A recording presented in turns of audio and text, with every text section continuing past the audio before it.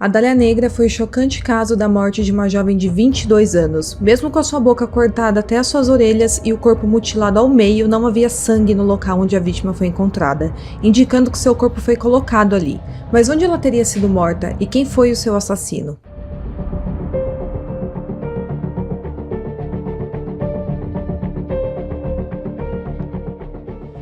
Olá pessoal, eu sou a Giovana e esse é o canal Caixa de Pandora. Para quem é novo aqui, não se esqueça de se inscrever no meu canal e de curtir o meu vídeo, porque me ajuda muito na divulgação do canal e dos vídeos também.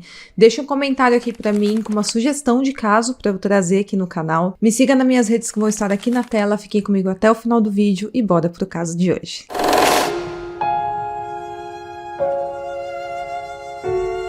Na manhã do dia 15 de janeiro de 1947, uma mulher chamada Beth Bissinder andava na calçada da Avenida Norton, em Los Angeles, com a sua filha. Ela estava indo sentido ao shopping center mais próximo quando ela se deparou com o que ela pensava ser um manequim velho e destruído e que estava cortado ao meio, jogado em um terreno baldio. Esse terreno era um local abandonado, que naquela época era uma grande área que seria usada para construir casas. Ela estranhou aquele manequim tão branco e tão esquisito, tá jogado lá, e quando ela se aproximou, ela percebeu que na verdade era um corpo. Então ela decidiu chamar a polícia. Antes mesmo da polícia chegar, o local ficou cheio de pessoas e a imprensa chegou antes que a polícia chegasse.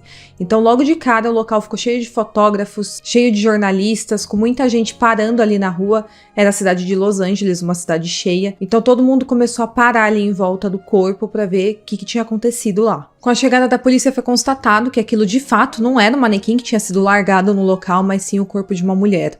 Uma vítima sem identificação que estava nua e tinha sua boca cortada para parecer com um grande sorriso. E o seu corpo tinha sido dividido pela metade na altura da cintura. Partes da sua pele haviam sido removidas e seus braços e suas pernas estavam abertas em uma posição estranha quando ela foi encontrada. Ela também tinha machucados e marcas nos pulsos, nas pernas e no pescoço que deixava claro que ela havia sido brutalmente torturada nos últimos dias. O que deixou o caso extremamente curioso foi o fato de não ter nada de sangue no local em que ela foi abandonada, o que significava que ela havia sido colocada ali propositalmente depois de ter sido morta. Como os cortes feitos na vítima eram limpos e muito profissionais, o FBI acreditava que o autor do crime tinha que ser alguém com habilidades de dissecação, como um médico, cirurgião ou um estudante de medicina, que inclusive foram investigados em uma faculdade próxima. E como muitas pessoas, fotógrafos e a imprensa tinham ido até o local no momento que encontraram o corpo, no dia seguinte já tinha fotos do corpo dela estampada em todos os jornais. E como ninguém sabia a identificação delas, começaram a se referir a ela nas reportagens como a Dália Negra. Eles deram esse nome porque meses antes da sua morte tinha sido lançado um filme chamado The Blue Dahlia. E nesse filme ocorre o assassinato de uma mulher e por isso deram o nome dela de Black Dahlia, que seria Dália Negra em português. Em apenas 56 minutos depois que as digitais da vítima foram recolhidas para tentar identificar quem era aquela moça, foi encontrado dois resultados nos registros da polícia. Foi encontrado um registro de uma candidatura que ela tinha feito para trabalhar como balconista em uma cafeteria,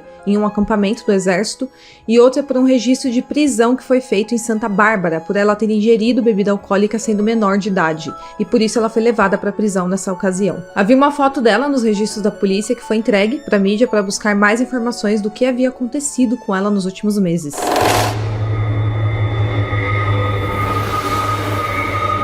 Com as digitais que foram encontradas no sistema da polícia, o corpo da vítima foi identificado como de Elizabeth Short, conhecida também como Beth Short. Ela era uma jovem de 22 anos que queria ser atriz de Hollywood. Ela era muito bonita e ela tinha um contraste muito bonito no rosto dela, porque ela tinha os olhos verdes e o cabelo bem preto. Ela tinha feito diversos bicos como garçonete ao longo dos últimos meses antes da sua morte, e a Elizabeth Short era considerada uma pessoa amigável, muito legal, que se dava bem com todos os homens e com todas as mulheres com quem ela interagia, e que tinha muitas amizades. Então ela era uma pessoa muito querida por quem estava perto dela. A Elizabeth Short nasceu dia 26 de julho de 1924 em Boston, Massachusetts. Ela era irmã do meio de uma família que tinha outras 4 irmãs. A mãe dela era dona de casa e o pai dela construía campos de mini-golfe. É falado que ela teve a oportunidade de viajar por várias cidades do país enquanto ela era viva. O pai da Elizabeth foi dado como um homem morto em 1930, quando a Elizabeth tinha apenas 6 anos de idade. Ele tinha perdido grande parte do seu dinheiro naquele ano por causa da Grande Depressão, uma crise que ocorreu naquela época nos Estados Unidos, em que muitas pessoas acabavam desempregadas. Mas na verdade o pai da Elizabeth fingiu a sua própria morte, então ele resolveu abandonar a família e fingir que ele tinha morrido durante um tempo. A mãe da Elizabeth acabou ficando sozinha com as 5 filhas que ela tinha e por isso ela teve que sair para trabalhar para sustentar a casa sozinha. Quando a Elizabeth ficou sabendo que o pai dela estava vivo, ela decidiu tentar se reencontrar com ele. Ele entrou em contato com ela e falou para ela ir morar com ele porque ele estava morando em Los Angeles nessa época. E como ele sabia que ela queria ser atriz, talvez lá ela tivesse mais oportunidades. Mas não deu muito certo os meses em que ela ficou morando com o pai dela, porque ele brigava muito com ela por ela ser uma pessoa meio bagunceira, não ajudar muito nas tarefas domésticas, então ela escolheu sair da casa dele e morar sozinha. Ela passou algum tempo mudando de casa várias vezes por Los Angeles, e ela chegou a morar também com uma amiga dela, e depois passou alguns meses morando com um namorado que ela planejava terminar o relacionamento. É falado que ela era uma moça bem namoradeira, trocava bastante de parceiros, e ela chegava a se relacionar até mesmo com homens casados. Nessa época, em 1943, a Elizabeth acabou sendo presa em Santa Bárbara quando estava bebendo bebidas alcoólicas com seus amigos, mas como ela era menor de idade, eles prenderam ela e logo soltaram e mandaram ela para Massachusetts. Mas não demorou muito até ela voltar para Los Angeles. No dia 9 de janeiro de 1947, ela foi vista pela última vez. Ela tinha 22 anos nessa época e ela estava saindo há um mês com um rapaz chamado Robert Red Manley. No fatídico dia, ela pediu para que ele a deixasse no hotel Biltmore, porque ela falou que de lá ela ia visitar a irmã dela. E esse rapaz falou que deixou ela nesse hotel e foi embora, e os funcionários do hotel também disseram que viram ela por lá. Essa foi a última vez que a Elizabeth foi vista com vida. E aí, depois de 6 dias desaparecida, no dia 15 de janeiro, seu corpo foi encontrado naquele terreno baldio.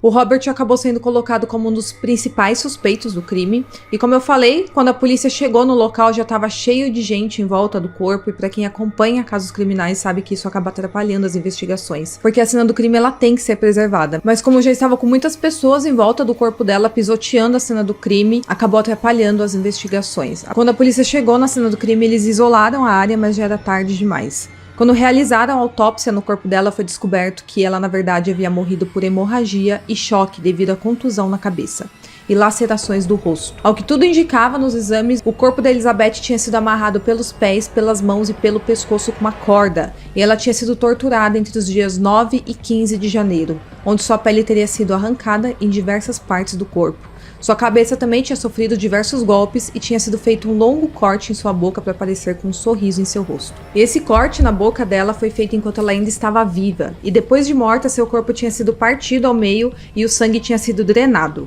O corpo dela também foi lavado e os seus órgãos tinham sido retirados. E como eu falei, a conclusão era que a Elizabeth não tinha sido morta naquele local, e sim tinha sido levada até lá. Depois de uma semana que o caso da Dália Negra começou a ser investigado, dia 23 de janeiro, a polícia recebeu um telefonema anônimo de um homem dizendo que ele que tinha matado a Dália Negra e que não estava gostando como o caso estava sendo veiculado na mídia.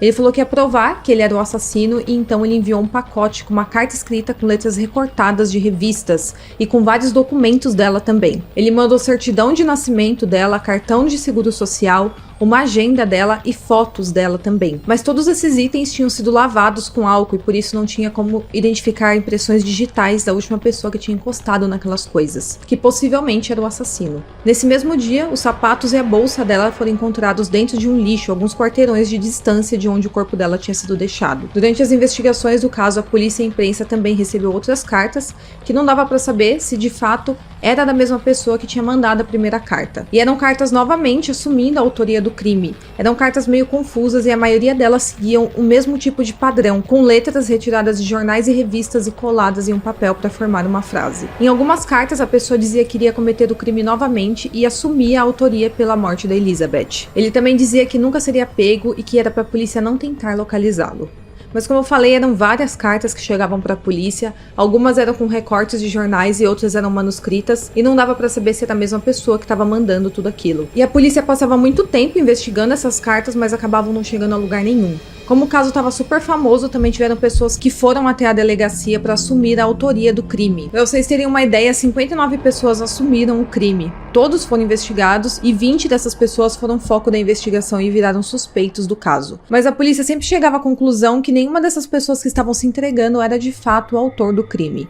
A lista de pessoas suspeitas é gigante desse caso, com mais de 150 pessoas, e entre eles tem médicos, pessoas da área da saúde, conhecidos da Elizabeth, mas a polícia nunca conseguia encontrar provas contra esses suspeitos, então eles eram descartados da investigação. A polícia também recebia muitas ligações e pistas falsas que acabavam fazendo a investigação ir para um rumo errado e a polícia gastar tempo à toa. Então tinha muita gente querendo se envolver nesse caso porque ele ficou muito famoso.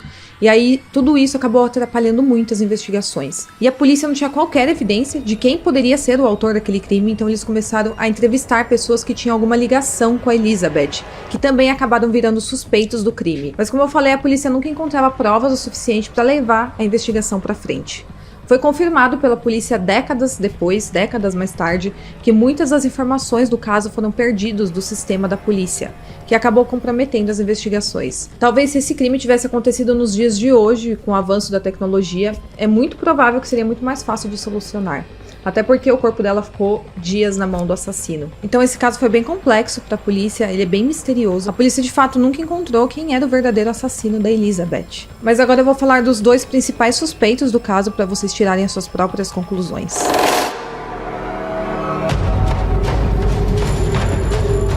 Robert Red Mendeley, um dos suspeitos do caso que eu comentei anteriormente, que foi uma das últimas pessoas a ter visto a Elizabeth pela última vez com vida no Hotel Biltmore. Ele levou ela até o hotel no dia que ela desapareceu, mas ele falou que ele levou ela até lá e deixou ela no local e não esperou a irmã dela chegar no local, então ele deixou ela sozinha lá no hotel. Ele contou pra polícia que logo em seguida ele viajou pra San Diego, então esse era o álibi dele. Quando foi realizado os testes do polígrafo, o Robert passou no teste, então aparentemente ele estava contando a verdade. Mas algumas teorias dizem que ele saiu da cidade naquele dia porque ele tinha matado a Elizabeth. Então essa teoria diz que ele foi embora para fugir do crime que ele tinha cometido e que anos depois ele foi levado para um hospício por estar ouvindo vozes. Essa teoria, apenas uma teoria, diz que há também relatos de pessoas que chegaram a ver o espírito da Dália Negra naquele hotel onde ela foi deixada, onde ela foi vista pela última vez com vida. Então algumas pessoas acreditam que o Robert matou a Elizabeth e que ela assombrou o Robert até ele ficar louco. E um fato curioso é que o Robert morreu no ano de 1986, no mesmo dia do calendário em que a Elizabeth tinha desaparecido. É falado que ele caiu acidentalmente da sacada do prédio onde ele morava na Califórnia. Outro suspeito desse caso é o George Hodel. Ele foi colocado entre aqueles 20 suspeitos do caso e ele é um dos maiores destaques de ser o assassino da Dália Negra, porque até mesmo os seus próprios filhos, os filhos dele, desconfiaram que ele tinha cometido aquele crime. O Steve Hodel, o filho dele, tinha apenas 5 anos na época do crime, mas depois de adulto, ele falou para a polícia sobre as suas suspeitas e chegou a escrever um livro contando as suas suspeitas contra o pai dele. Uma outra filha dele, a Tamar Hodel, também confirmou que o pai dela, o George Hodel, participava e dava festas com grandes artistas na época e que a Elizabeth pudesse ter entrado em contato com ele para conseguir uma participação em algum filme, porque ele tinha vários contatos com pessoas de Hollywood e ele era um cara influente em Hollywood. O George Hodel, ele era descrito como um homem inteligente, rico e bastante atraente, e é dito que ele teve diversos relacionamentos ao longo dos anos. Ele era um homem solteiro na época e tinha 11 filhos com 5 mulheres diferentes. É falado que ele tinha diversos talentos, tanto na música quanto na fotografia, e ele era formado em medicina. E esse fato dele ser formado em medicina, bate com a suspeita da polícia de que o assassino da Dália Negra era uma pessoa que tinha um conhecimento avançado na área da medicina. O George, nessa época, também foi investigado por ter abusado sexualmente da Tamar Hodel, a sua filha. Segundo essas investigações da época, é dito que o George não foi preso e acabou sendo absolvido pelo crime, porque durante as investigações, testemunhas e a própria Tamar Hodel teria mudado seus depoimentos. E o caso foi dado como encerrado no final das contas. Porém, em 1949, um pouco antes do caso do suposto abuso sexual que ele teria cometido contra a filha dele ter sido encerrado, ele foi levado a julgamento, onde ele era acusado, de ter abusado ali da própria filha dele, e foi quando a polícia começou a focar em George Hodel como um dos suspeitos do crime da Dália Negra. Nessa época, em 1949, fazia 2 anos que a Elizabeth Short tinha sido morta. E essa suspeita veio à tona porque a Tamar, a filha dele, durante o julgamento falou que ela e seu irmão suspeitavam que o pai dela era o assassino da Dália Negra. Mas as informações de que o George teria sido um dos suspeitos do crime só foram divulgadas na mídia em 2003, quando uma gravação de uma ligação telefônica entre o George e uma pessoa desconhecida, que tinha sido feita 1 ano depois do assassinato da Elizabeth Short, veio à tona. O telefone dele tinha sido grampeado, na época, pela polícia por causa da suspeita do assassinato, e nessa conversa o George teria dito: supondo que eu tenha matado a Dália Negra, eles não poderiam provar isso e nem poderiam perguntar à minha secretária, porque ela também está morta. De qualquer forma, agora eles podem ter descoberto. talvez eu tenha matado minha secretária. Então ele falou isso com alguém no telefone e foi grampeado pela polícia. E na época do assassinato, o nome do George foi mencionado em um relatório formal escrito ao grande júri como um dos 5 principais suspeitos do assassinato, mas nenhum dos suspeitos foram formalmente acusados e submetidos a júri popular. O Steve, o filho dele, resolveu pesquisar sobre o assunto depois que o George já tinha morrido. O Steve escreveu um livro que ele lançou em 2003 com todas as evidências que ele tinha contra o pai dele. Ele conta que quando ele era criança, na casa do pai dele tinha um porão que nenhum dos filhos podia entrar. Só o George entrava naquele porão. E ele diz que na época do crime foi levado cães farejadores treinados para identificar cheiro de carne em decomposição para a casa do George. Foram levados cães para dentro daquele porão. E lá identificaram que os cães sentiram o cheiro de carne em decomposição no local. Lá eles pegaram algumas amostras do porão para ser investigado, mas é dito que todas essas provas foram levadas para laboratórios da polícia para exames, mas magicamente elas desapareceram. Então essas provas nunca foram investigadas porque elas sumiram. O George Hodel era conhecido por ter bastante contatos importantes, como eu falei, ele era uma pessoa influente, e tem quem acredite até hoje que ele pode ter pagado para eliminar qualquer prova que pudesse incriminar ele. Porque é muito estranho essas únicas provas para desvendar o crime simplesmente desaparecer. O Steve também disse ter encontrado quando criança nos pertences do pai dele fotos da Elizabeth. Ele também disse que algumas pessoas confirmaram na época ter visto a Elizabeth e o George juntos no centro da cidade na época dos fatos. E para o Steve, a caligrafia do George era idêntica com uma das cartas manuscritas que foi entregue para a polícia pelo assassino que confessou o crime. Algumas pessoas também desconfiavam ter visto o carro que depositou o corpo da Dália Negra no dia da sua morte, que batia com a mesma descrição do carro que o pai do Steve dirigia naquela época. Mas segundo alguns especialistas, as supostas fotografias da Elizabeth encontrada nos pertences do George e a sua caligrafia não era uma confirmação exata de que ele estava envolvido no crime. Até porque o resultado da caligrafia, que foi feito um exame para comparar a caligrafia dele com uma das cartas que foi entregue para a polícia, o resultado foi inconclusivo. O Steve acredita que o pai não apenas matou Elizabeth Short, mas que também esteve envolvido em outros casos de assassinatos, fazendo dele, na verdade, um serial killer. Então o Steve acredita que o pai dele foi um assassino em série na época. Mas no fim, nunca foi encontrado o verdadeiro assassino da Elizabeth Short, a Dália Negra. Muitas outras pessoas foram investigadas pelo crime e até mesmo a polícia de Los Angeles foi colocada como suspeita do crime, por causa da corrupção que acontecia nos departamentos policiais da época. Ao longo do tempo foram lançados filmes, séries, inspiradas no caso da Dália Negra. A série American Horror History chegou a lançar um capítulo também inspirado nesse caso. E além disso, existem muitos livros, músicas e filmes que mencionam o crime da Dália Negra na mídia. Apesar de ser um caso que ocorreu há mais de 75 anos, o crime da Dália Negra nunca foi de fato solucionado pela polícia e é dado até hoje como um crime sem conclusão. Mas muitos ainda acreditam que o George Hodel tenha sido o verdadeiro autor do crime e que por falta de provas e com a corrupção da polícia que investigava o caso, o George conseguiu se safar desse crime. Então é isso, esse caso ele é bem misterioso, né? Não dá pra saber quem de fato matou ela, mas eu quero saber qual que é a sua opinião, em qual dessas teorias você acredita. Deixa aqui um comentário falando em qual teoria você acredita mais, eu espero muito que vocês tenham gostado do vídeo e até o próximo caso.